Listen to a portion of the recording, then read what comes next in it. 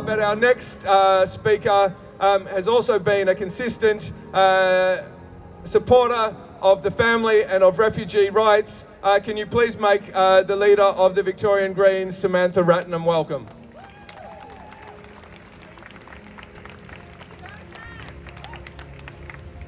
Well, good afternoon, everyone. I acknowledge that we meet on Wurundjeri lands. I acknowledge this land was never ceded. I honour all Aboriginal and Torres Strait Islanders, elders past, present and emerging, and everyone in attendance today. Thank you, every single one of you, for being here today. I know so many of you have been working for years and years, tirelessly advocating for the plight of people seeking asylum and refuge in this country. I know that particularly this week you've been writing to MPs, you've been ringing MPs, you've been signing petitions with every minute that you have, pleading with the government to let Priya, Nares, Kopika and Tharnika return to their home in Biloela. What a harrowing week it's been for Tharnika, particularly. Punished and neglected by the cruel Liberals to the point of hospitalisation. And today, on Tharnika's 4th birthday, what a painful reminder that she spent 3 years of her life on a prison island camp reopened for one purpose and one purpose only, to make this family an example. This government think they can make this family an example because they think that by being cruel to the point of evil, they will teach refugees and asylum seekers a lesson, that they will be tortured beyond belief for seeking a safe home and a place to rest. But a memo to Scott Morrison and you evil Liberals: you can't deter people from wanting to save their lives. You cannot deter people who want to save their lives and the lives of their family. The Liberals have been buoyed by their supporters, the shock jocks, the racists, big sections of the media who still refer to this family to this very day in articles printed today as illegals. They are not illegal. They have treated us like idiots for years. But you know what?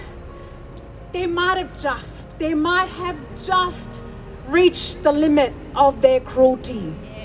They might have just reached the limit that the cruelty that even their supporters will tolerate. Because this week we have seen thousands, hundreds of thousands of people write, ring, plead with the minister, jamming up their phones. Don't give up, let's keep jamming their phones. We've seen public figures, we've seen celebrity, we've seen media, and I've never seen the media coverage like I've seen this week, not take a moment away from this story. We've even had people like Tony Abbott, letters revealed, asking for some compassion for the family. Did you ever think we would get to that day? I didn't, but here we have it. So I think we may be close to the tipping point. So you have to keep going.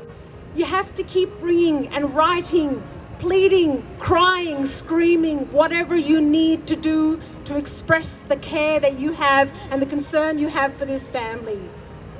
Because we too can use this situation to set an example. We can use this situation to set an example to this country and to the world that love can win.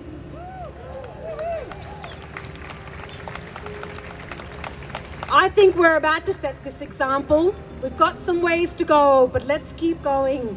Let's make this an example about how your love and your care is ever powerful and more powerful than cruelty. Because this week has shown everyone that it can have an impact. We are making a difference, or we wouldn't see the outpouring of support that we have seen in all corners of the Australian community like we have seen this week if it wasn't working. I want to say to Priya, Nades and the girls, we will never give up fighting for you. We will never, ever give up. I want to thank everyone who's organised this rally, every single one of you for being here today. And lastly, but by no means leastly, I want to thank the community of Biloela. Every time I think of them,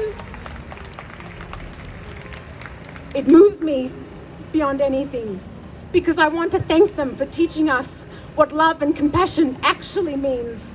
I'm a Tamil from Sri Lanka also. You know, we get messages every single day for years on end about our place in this country, about how we're second-class citizens, about how we have to prove our worth, how we have to prove each and every day why we deserve to be here. But you know what? The community of Biloela is every Australian, it's every one of you. That's the example you're setting, because this is the Australia that I know. This is the Australia that we know. This is the Australia that every refugee and asylum seeker who has made Australia their home knows. This love and compassion is what we know, not the federal cruel government that we see here in this country today. Your fight for us is a fight for all Tamils who are seeking a home, because us Tamils, we really don't have a home anywhere else in this world. Your fight for us is a fight for every single asylum seeker and refugee who's tried to make Australia their home, who keeps trying to find somewhere in this place, in this world, to find a safe home, to raise their families and to be free and safe. So I thank the community in Biloela, every single one of you who's joined them day after day for year on end, for showing us that love can win. Love will win. Thanks, everyone.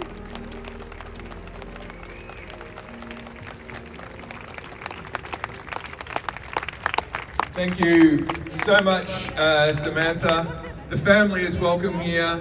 Every Tamil refugee is welcome here, whether in detention or on bridging visas or facing the threat of deportation. Every Iranian, every Hazara, every Somali, every Sudanese refugee is welcome here. And when we win for Thanika and the family, and we will, we need to make sure that we go on to say free them all.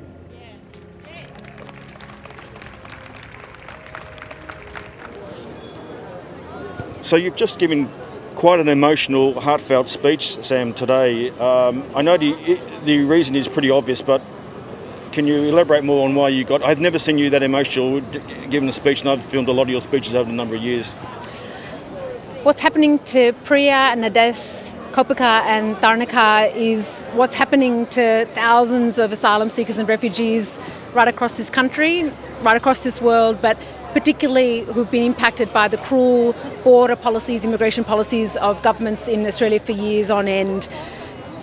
And seeing the outpouring of love from the Biloela community over now many years, who've just never given up on this family, to me speaks to the heart of Australia, that Australia that I know, that welcomed us, that has welcomed thousands of people who've needed to find a safe place to call home, who've made Australia their home, who are not represented by our cruel federal governments, but are the beating heart of Australia. And every time I think about that compassion that is unwavering and is not giving up, it reminds me that there's so much hope, and it is truly moving. And I thank everyone who's been part of this movement to set Priya, Nades and the girls free. Now, the whole issue is a federal issue, of course, and it's up to the federal government to act on behalf of this family. What can the Greens do in Victorian Parliament, or can they do anything in Victorian Parliament about this issue, the refugee issue? I think the momentum we're seeing to bring this family home to Bilo tells you about how we're all really important in this fight for freedom for asylum seekers and refugees, and everyone can play a part. In the Victorian Parliament, for example, every opportunity that we can, we ask the state government to help advocate to the federal government, to use their influence, every conversation they have, to get more compassion and care from the federal government, to provide material support when the federal government abandons asylum seekers and refugees. We saw that during COVID.